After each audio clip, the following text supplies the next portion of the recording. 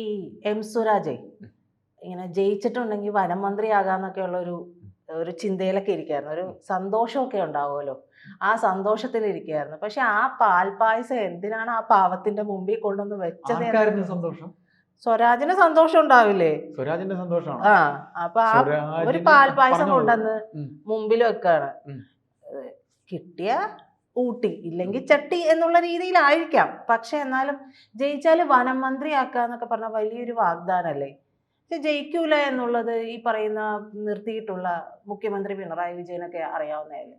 ഇപ്പൊ ജയിച്ചതുമില്ല, ഒന്നുമില്ലാത്തൊരവസ്ഥയെ നാണക്കേട് മാത്രം മിച്ചമായില്ലേ? പ്രീത, ഇപ്പൊ ഈ പറയുന്ന പോലെ ഈ എം സ്വരാജിന് മാത്രമേ സന്തോഷമുള്ളൂ, എം സ്വരാജിന് മാത്രമേ സ്വപ്നമുള്ളൂ. ഇത് പാർട്ടി തലത്തിൽ, അതായത് CPM എന്ന് പറയുന്ന പാർട്ടി എന്നെ ഇപ്പോൾ ഈ കഴിഞ്ഞ ദിവസം ഇതിനോട് അനുബന്ധമായി പറയുക, കഴിഞ്ഞ ദിവസം VS അച്യുതാനന്ദൻ സുഖമില്ലാതെ ആശുപത്രിയിലാണ്. അദ്ദേഹത്തിന് നേരിയ അറ്റാക്ക് വന്ന് ആശുപത്രിയിലാണ്. അദ്ദേഹത്തിന് ആശുപത്രിയിലാണ്, തിരുവനന്തപുരത്ത് SUT ആശുപത്രിയിൽ അദ്ദേഹം അഡ്മിറ്റഡ് ആണ്. VS അത് കുഴപ്പമില്ല, സംസാരിച്ചിട്ടുണ്ടെന്ന് പറയും. അപ്പോൾ എന്ന് M Swaraj VS capital punishment ചെയ്യണം എന്ന് പറഞ്ഞോ, അന്ന് മുതൽ ഈ പാർട്ടിക്കകത്ത് സ്വരാജ് പാർശ്വവൽക്കരിക്കപ്പെട്ട് കഴിഞ്ഞു. പക്ഷേ VSന് എതിരെ നിന്നിട്ടുള്ള ഒരുപാട് പേർക്ക് സ്വരാജിന് ആവശ്യമായിരുന്നില്ലേ? അപ്പൊ പാർശ്വവൽക്കരിക്കപ്പെടുന്നതിൽ ആ ഒരു വിഭാഗം വിട്ടു നിൽക്കില്ലേ? അത് എവിടെയും ഉണ്ടല്ലോ. ഒരു വിഭാഗം എന്നും എഗൻസ്റ്റും ഒരു വിഭാഗം അനുകൂലവും ഉണ്ടാവും. അതിങ്ങനെ പറയുന്ന ഈ കൗരവ പാണ്ഡവ യുദ്ധം എന്നൊക്കെ പറയുന്നത് ഈ നമ്മുടെ മഹാഭാരതത്തിലുണ്ടല്ലോ, കൗരവരും പാണ്ഡവരും പിന്നെ അങ്ങനെയൊക്കെയുള്ള അത് അങ്ങനെയുള്ളത് ഉണ്ടല്ലോ. ഇപ്പൊ VSനെ അനുകൂലിക്കുന്നവരും പ്രതികൂലിക്കുന്നവരും ഉണ്ട്. പാർട്ടിയെ സ്നേഹിക്കുന്നവർ VSനൊപ്പമുണ്ട്. ഇപ്പൊ നമ്മൾ സംസാരിച്ചപ്പോൾ ഇപ്പൊ പറഞ്ഞത് സ്വരാജിന്റെ വനമന്ത്രിയാക്കുമെന്ന്. അതെങ്ങനെ വനമന്ത്രിയാക്കും? കാര്യം അത് കൊടുത്തിരിക്കുന്ന വകുപ്പ് അത് ആർക്കാ കൊടുത്തിരിക്കുന്നത്? ശശീന്ദ്രനാണ്. ശശീന്ദ്രൻ എന്ന് പറയുന്നത് ഘടകകക്ഷിപ്പെട്ടൊരു മന്ത്രിയാണ്. അപ്പൊ ശശീന്ദ്രനെ മാറ്റിയിട്ട് അതൊക്കെ നടക്കാത്ത മലപ്പുഴക്കാരന്റെ സ്വപ്നമായിരുന്നു. ഇതൊക്കെ ഒരു പത്രപ്രവർത്തകന്റെ വെറും ഭാവനയിൽ നിന്ന് വിരിഞ്ഞ ചില കാര്യങ്ങൾ മാത്രമേ എനിക്ക് അത് മാത്രമേ ഉള്ളൂ. ഒരു പത്രപ്രവർത്തകന്റെ വെറും ഭാവനയായിരുന്നു. കാര്യം ഈ അതില് ശശീന്ദ്രനെ മാറ്റണം എന്ന് പറഞ്ഞ മറ്റേ തോമസ് കെ തോമസിന്റെ കാര്യമൊക്കെ വന്നിട്ട് അടിയായിട്ട് പോലും ശശീന്ദ്രനെ മാറ്റിയിട്ടില്ലല്ലോ. ഇതിനകത്ത് പ്രീത ഒരു സംഗതി എന്നറിയാവോ?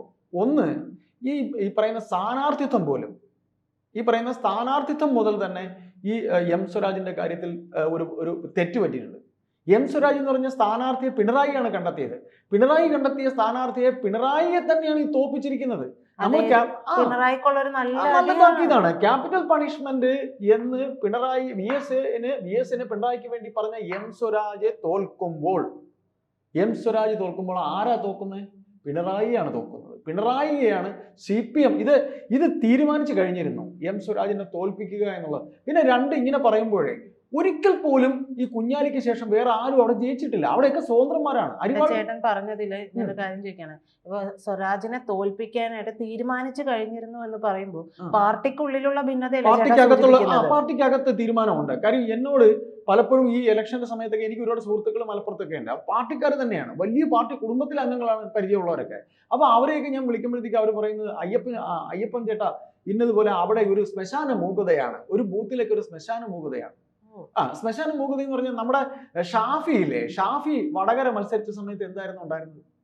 ഷാഫി വടകര മത്സരിച്ച സമയത്ത് വടകര എങ്ങനെയായിരുന്നു പാവം ടീച്ചറുടെ ബൂത്തുകളിൽ ഉണ്ടായിരുന്നത്? അങ്ങനെയാണ് എന്നോട് അവർ പറഞ്ഞത്. ഷാഫി പറമ്പില് മത്സരിച്ച സമയത്ത് വടകര എങ്ങനെയായിരുന്നു അതുപോലെയാണ് എന്നാണ് നിലമ്പൂരിൽ നിന്ന് നമുക്ക് തുടക്കം മുതൽ കിട്ടിയ ചിത്രം. അപ്പൊ എം സ്വരാജ് അല്ല, ഇനി ആര് മത്സരിച്ചാലും ഈ റിസൾട്ടേ ഉണ്ടാവൂ. അതാണ് സത്യം. അതവിടെ CPM-കാരാണ് തീരുമാനിച്ചതാണ്. CPM-കാരെന്നല്ല. ഇതിനകത്തൊരു കാര്യം പ്രജിത നമ്മൾ മനസ്സിലാക്കുക, ഭരണവിരുദ്ധ വികാരം എന്ന് പറഞ്ഞൊരു സാധനമാണ്. ഭരണവിരുദ്ധ വികാരം എന്നൊരു സാധനം ഇതിനകത്ത് ഇങ്ങനെ കിടന്ന് കളിക്കുന്നുണ്ട്. എങ്ങനെ വെള്ളത്തിൽ എണ്ണ ഇങ്ങനെ കിടക്കണ പോലെ ഭരണവിരുദ്ധ വികാരം അതൊരിക്കലും പോകില്ലല്ലോ, അതിങ്ങനെ കിടക്കുമല്ലോ ആ പാട, അതേപോലെ കിടക്കുന്നുണ്ട്. അത് മാറിപ്പോകാത്തിടത്തോളം കാലം ഇനി ഇപ്പൊ പ്രജിത ശ്രദ്ധിച്ചായിരുന്നു, എത്ര തവണയാണ് പിണറായി വിജയൻ അവിടെ പോയത്? 4 തവണ. എന്നിട്ട് പോലും അദ്ദേഹത്തിന് അവിടെ ഒരു ചുക്കും ചുണ്ണാമ്പ് ചെയ്യാൻ പറ്റിയില്ല. അവിടെയാണ് ഈ 11,000 വോട്ടിനെ ഇദ്ദേഹം ജയിച്ചോളെങ്കിൽ ആര്? ഷൗക്കത്ത് 11,000 വോട്ട്, വെറും 11,000 വോട്ടാണ്. കാര്യം 2 ലക്ഷത്തി ചില്ലുവാനം വോട്ടേഴ്സ് ഉള്ള ഒരു സ്ഥലമാണ്. അവിടെ 25,000 വോട്ട് അൻവർ പിടിച്ചതും കൂടെ കിട്ടിയിരുന്നെങ്കിൽ 36,000 വോട്ട്. അല്ലെ? 20,000 20,000 20,000 പ്ലസ് 11,000 31,000 വോട്ട് കിട്ടിയനല്ലോ. അതെ അല്ലെ? ഈ 31,000 വോട്ട് സതീശന് കൈ കിട്ടേണ്ട സാധനം പോട്ടെ, എന്നാലും അവർ ചെയ്ത വർക്കിന്റെ ഫലമാണ് 11,000 എന്ന് പറയുന്നത്. ഈ 11,000 വോട്ട് കിട്ടിയത് അവരുടെ വർക്കിന്റെ ഫലമാണെങ്കിൽ ഇവിടെ പിണറായി വിജയൻ 4 തവണ പോയി കുടുംബ സദസ്സുകൾ ഉണ്ടാക്കാൻ നോക്കി. ഇവിടുത്തെ സാഹിത്യ കുതുകികൾ പോയി. ഇന്നലെ ബഹുമാനപ്പെട്ട ജയശങ്കർ സാർ പറഞ്ഞൊരു കാര്യം അറിയോ? ബഹുമാനപ്പെട്ട സ്വരാജെ, നിങ്ങൾക്കറിയില്ല, കേരളീയർക്കറിയില്ല, ഈ സാഹിത്യകാരെ പോലെ ഇത്രയും മനസ്സിൽ വിഷമുള്ള ഒരു ലോകത്ത് വേറെ ഇല്ലെന്ന്. അല്ലെങ്കിലും ഈ രാഷ്ട്രീയ പ്രസ്ഥാനത്തിലെ ഈ അവരെയൊക്കെ കൊണ്ടുവന്ന് സംസാരിപ്പിക്കേണ്ട ആവശ്യം, സാഹിത്യകാരെ പോലെ മനസ്സിൽ ഇത്രയും വിഷമുള്ളവരെയൊക്കെ സ്വരാജല്ല ആരെങ്കിലും കൊണ്ടുവന്ന് തമ്മിലടിയാൻ അല്ല സംസാരിപ്പിക്കുമോ എന്നാണ് അദ്ദേഹം ചോദിച്ചത്. അതെന്ത് കറക്റ്റാണ് അദ്ദേഹം ചോദിച്ചത്? ഈ സാഹിത്യകാരന്മാർ വന്ന് പറഞ്ഞു കഴിഞ്ഞാൽ ഇവിടെ വോട്ട് കൊടുക്കും. ചേട്ടാ, അങ്ങനെയാണെങ്കിൽ പണ്ട് മാധവിക്കുട്ടി മത്സരിച്ചിരുന്നു ഞങ്ങളെ നാട്ടില് 8 നില പൊട്ടി. ഞങ്ങളെ നാട്ടില് അല്ല, അങ്ങനെ ഒരു സാഹിത്യ അല്ല അങ്ങനെയില്ല. അന്ന് ഞങ്ങൾ പറഞ്ഞു, ഞങ്ങളന്ന് കൊച്ചാണ്, ഞാനൊക്കെ അന്ന് 5ാം ക്ലാസ്സിൽ എങ്ങനെ പഠിക്കുക. ഞാൻ എന്റെ അച്ഛനോട് ചോദിച്ചു, അച്ഛൻ ആരാ ഈ കമലഹാസൻ എന്ന് ചോദിച്ചു. ഉദയസൂര്യൻ എങ്ങണ്ടായിരുന്നു അവരുടെ ചിഹ്നം. അപ്പൊ അതുകൊണ്ട് അതിനെക്കുറിച്ച് നമ്മൾ പറയണ്ട. എന്തായാലും ഇപ്പൊ എനിക്ക് ചോദിക്കാനുള്ള ഒരു കാര്യം കൂടെ ചോദിക്കാൻ തോന്നുന്നു. ഞാൻ ചോദിക്കുന്നതേ, ഇപ്പൊ പിണറായിക്ക് വൻ തിരിച്ചടിയാണ്. അതെ. അപ്പൊ ഈ തിരിച്ചടി എന്ന് പറയുന്നത് ഗോവിന്ദന് ബലം നൽകുന്ന ഒരു തിരിച്ചടിയാണ്. അല്ല, ഇപ്പൊ കേൾക്കുന്നത് വർത്തമാനം എന്ന് വെച്ചാൽ ഗോവിന്ദനും ബേബിയും ഒറ്റക്കെട്ടായി. പതുക്കെ ഗോവിന്ദൻ ബേബിയുടെ അടുക്കലേക്ക് തിരിച്ചിട്ടുണ്ട്. കാര്യം മൈക്ക് കണ്ടാൽ എന്തും പറയരുത് എന്ന് ഗോവിന്ദനെ ചൂണ്ടി പിണറായി കഴിഞ്ഞ ദിവസം സംസാരിച്ചതേ ഉള്ളൂ. അതിന്റെ അടുത്ത ദിവസം തന്നെ പിണറായി കുട്ടിക്ക് അടി കിട്ടി, ഇതാ തോറ്റു. ആര്?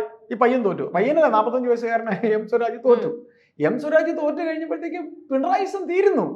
പിണറായിസം ഇനി ഈ കണ്ട ഇത്രയും നാളത്തെ വെള്ളം തടഞ്ഞു വെച്ച ആ തട എങ്ങ് തീരും. ഇനി ഒഴുക്കാണ്. ഇനി കമ്മ്യൂണിസ്റ്റ് പാർട്ടി ഒഴുകി ഇനി എവിടെ പോണോ അവിടെ പോകത്തുള്ളൂ.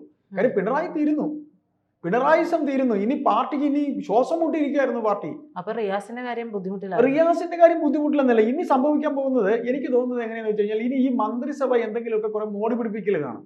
അദ്ദേഹത്തിന്റെ എതിർപക്ഷത്ത് നിന്ന് ഇപ്പൊ പ്രദീപ് കുമാറിനെ പ്രൈവറ്റ് സെക്രട്ടറി ആയിട്ട് കൊണ്ടുവച്ചല്ലോ, അതേപോലെ ഇനി കുറെ അദ്ദേഹത്തിന്റെ പക്ഷത്തുണ്ടായിരുന്ന, അദ്ദേഹത്തിനോടൊപ്പം നിന്ന് അല്ല പാർട്ടിക്ക് ഇദ്ദേഹത്തിന്റെ എതിർപ്പ് നിൽക്കുന്ന കുറെ ആൾക്കാരുണ്ട്. അവരെല്ലാം കൊണ്ടുവരും, ഫിൽട്ടർ ചെയ്ത് അവരെല്ലാം കൊണ്ടുവരും. എന്നിട്ട് ഇതിൽ കുറെ മന്ത്രിമാരെയൊക്കെ മാറ്റിയിട്ട് ഇദ്ദേഹം വേറെ കുറച്ച് പേരെ മന്ത്രിയാക്കും. ശശീന്ദ്രന്റെ ഒക്കെ തല ഉരുളും, ശശീന്ദ്രൻ മാറും, ശശീന്ദ്രനെ മാറ്റും, വേറെ കുറച്ച് മന്ത്രിമാരെയൊക്കെ. വെറും 8-10 മാസമല്ലേ ചേട്ടാ ഉള്ളൂ. അല്ല 10 മാസത്തേക്ക് പിണറായിക്ക് എന്ത് ചെയ്യാം? അല്ല 10 മാസത്തേക്ക് ഇപ്പൊ ഒരു MLA എടുത്തില്ലേ? അതെ, ഒരു MLA എടുക്കുന്നത് പോലെ അല്ലല്ലോ മന്ത്രിസഭയിൽ ഇപ്പൊ മാറ്റം വരുമ്പോ, 10 മാസത്തേക്ക് ഈ മാറ്റങ്ങൾ വരുമ്പോ അതിലെന്ത് 10 മാസം കൊണ്ട് അവർക്ക് എന്ത് ചെയ്യാൻ പറ്റും? ഈ 9 വർഷം ഭരിച്ച് പണ്ടാറടക്കി വെച്ചിരിക്കുന്ന വകുപ്പുകളാണ് എല്ലാം. അതിൽ ഈ 10 മാസം വന്നിട്ട് അവർക്ക് ഊർജ്ജശ്വാസം വലിക്കാനുള്ള വേറെ എന്തെങ്കിലും? അല്ല, അത് കാണിക്കും. കാര്യം നമ്മൾ ഇതുവരെ നമ്മൾ കണ്ടിരിക്കുന്നത് എന്ന് വെച്ച് കഴിഞ്ഞാല് ഒരു കോൺഗ്രസ് മന്ത്രിസഭയുടെ, ഒരു കോൺഗ്രസ് മുഖ്യമന്ത്രിയുടെ ഒരു സ്ട്രാറ്റജിയാണ് ഇദ്ദേഹം ഇവിടെ കാണിച്ചുകൊണ്ടിരിക്കുന്നത്, പിണറായി. അപ്പൊ കോൺഗ്രസിന്റെ ഒരു സ്റ്റൈല് കാണിക്കും. അത് മാത്രമല്ല, ഇപ്പൊ ഈ ആശാ വർക്കർമാരുടെ സമരം, ഈ വോട്ടത്തിന് പോയത് ആശാ വർക്കർമാർ അവിടെ നടന്ന് പണിയെടുത്ത്, അതൊരു ഫാക്ടറാണ്. അതാരും പറയാതെ പോയി. അത് പറയണം നമ്മളിവിടെ. ആശാ വർക്കർമാരുടെ സങ്കടം നിലമ്പൂരുകാർ കണ്ടു. പിണറായി വിജയൻ പുച്ഛിച്ചു തള്ളിയ ഒരു സമരമാണ്. ഒരിക്കലും അങ്ങനെ ഒരു സമരത്തെ പുച്ഛിച്ചു തള്ളാൻ പാടില്ല. അങ്ങനെയുള്ള നിരവധി കേസുകൾ 9 കൊല്ലക്കാലം ഇവിടെ ഭരിച്ചതിന്റെ ഫലമായിട്ട് എന്തൊക്കെയാണ് അദ്ദേഹം കാട്ടിക്കൂട്ടിയിരിക്കുന്നത്? എത്ര മരണമാണ് നടന്നത്? നമ്മളിവിടെ നമ്മുടെ ഈ ഫ്ലോറിൽ ചർച്ചയ്ക്ക് വന്ന കോൺഗ്രസ് വക്താക്കളിൽ ജിൻഡോ പറഞ്ഞത് ഓർമ്മയുണ്ട? 83 ചെറുപ്പക്കാരെയാണ് കാണാതെ പോയത്. 83 ചെറുപ്പക്കാരെ. എവിടെ അവരെല്ലാം? ഇങ്ങനെ നിരവധി കാര്യങ്ങൾ ഈ സർക്കാർ ഉത്തരം പറയേണ്ടി വരും. പിന്നെ ഇദ്ദേഹം പുറമോടിക്ക് ചെയ്ത കുറേ കാര്യങ്ങളുണ്ട് അല്ലെ? എന്തെല്ലാം കാര്യങ്ങൾ. ഈവന്റ് കമ്പനികൾക്ക് കാശുണ്ടാക്കി കൊടുത്തു, ഊരാളുകളിൽ കാശുണ്ടാക്കി കൊടുത്തു. അത് അവരുടെ സ്വന്തം കമ്പനി. അതെ, അതായത് ഇപ്പോഴത്തെ കാലാകാലങ്ങളായിട്ട് ഈ ഭരണം എന്ന് വരുന്നോ കണ്ണൂരുള്ള കുറെ ആൾക്കാർക്ക് കാശുണ്ടാക്കി കൊടുക്കുക. ഇനിയിപ്പോ ഞാൻ മറ്റൊരു കാര്യം ചോദിക്കട്ടെ. ഈ ചേട്ടൻ പറഞ്ഞല്ലോ നമ്മുടെ ഗോവിന്ദനും ബേബിയും ഒരു അച്ഛനിലേക്ക് മാറുന്നു, ഒരച്ചായിട്ട് മാറുകയാണല്ലോ. അത് വരുമ്പോ പിണറായിക്ക് തിരിച്ചടി സ്വാഭാവികമാണ്. പിണറായിക്കുള്ള ഒരു എന്ന് വെച്ചാൽ പിണറായിയുടെ ആ ഒരു ഏകാധിപത്യ സ്വഭാവത്തിനൊക്കെ ഒരുപാട് മാറ്റം വരാനുള്ള സാധ്യതയുണ്ട്. അപ്പൊ റിയാസിനെ പേടിക്കേണ്ടി വരില്ല, മാറ്റം വരും, മന്ത്രിസഭയിൽ മാറ്റം വരും എന്ന് ചേട്ടൻ പറഞ്ഞു.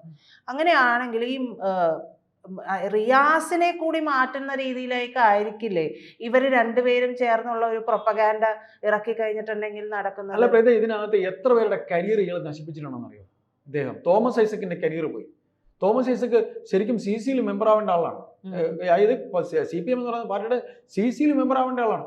ശൈലജ ഭാവി പോയി. എത്ര പേരെ ഭാവി ഇതേ നശിപ്പിച്ചെന്നറിയോ? ഭാവി EP ജയരാജൻ പോയി, P ജയരാജൻ പോയി. തനിക്ക് ചവിട്ടി പടി കയറി വരാനായിട്ട് അത്രയും എത്ര പേരെ അദ്ദേഹം നശിപ്പിച്ചെന്നറിയോ? അതിന്റെ എല്ലാം വൈരാഗ്യം തീർച്ചയായിട്ടും പി ജയരാജൻ ഇദ്ദേഹത്തിന് വേണ്ടിയാണ് ഈ കണ്ട ഇതെല്ലാം ചെയ്തിട്ടുള്ളത്. എന്ത് കോപ്പറാട്ടിത്തരം കാണിച്ചിട്ടുണ്ടോ ആ കോപ്പറാട്ടിത്തരം എല്ലാം ഇദ്ദേഹത്തിന് വേണ്ടിയാണ്. പക്ഷെ അവസാനം കൈവിട്ടു. അത് വല്ലാത്തൊരു കൈവിടലാണ് പി ജയരാജൻ. അത് പറയാതെ പോകുന്നത് നഷ്ടമാണ്. അല്ല, ഈ പറയുന്ന പോലെ ഐസക്ക് ഇത്രയും കാലം പണിയെടുത്ത ഒരാളാണ്. ഈ ശൈലജ ടീച്ചർ, ശ്രീമതി പോട്ടെ, ശ്രീമതിക്ക് ഇപ്പോഴാണ് ഇദ്ദേഹത്തിന് വേണ്ടി ആരെല്ലാം തീർന്നെന്നറിയോ? ഞാൻ ചോദിക്കട്ടെ, ഒരു പാർട്ടിയിൽ ഇപ്പൊ അദ്ദേഹത്തിന്റെ അഭിനന്ദനായ KK രാഗേഷിനെ ജില്ലാ സെക്രട്ടറി ആക്കി. ഈ നവീൻ ബാബു എന്ന ഉദ്യോഗസ്ഥന്റെ മരണം അതിനെ മൂടി വെച്ച് MP ജയരാജനെ CCയിലേക്ക് സംസ്ഥാന സെക്രട്ടേറിയറ്റിലേക്ക് കൊണ്ടുവന്നു. ഈ 6 ലക്ഷം അംഗങ്ങളുള്ള പാർട്ടിയിലുണ്ടല്ലോ, LC മെമ്പർ ആവാൻ പോലും പാടാണ്. പാർട്ടിയിൽ ഒരു സംസ്ഥാന ഘടകത്തിൽ അംഗമാകാൻ പാടാണ്. അവിടെയാണ് ഈ പറയുന്നവരൊക്കെ വെട്ടി നിരത്തി എന്ന് പറയുന്നത്. നിങ്ങൾ എന്താ ഈ വിചാരിക്കുന്നത്? ഒരു ബ്രാഞ്ചിൽ നിന്ന് മേളിലേക്ക് ഒരു ഘടകത്തിലേക്ക് പോകാൻ ഈ പാർട്ടിയിൽ പാടാണ്.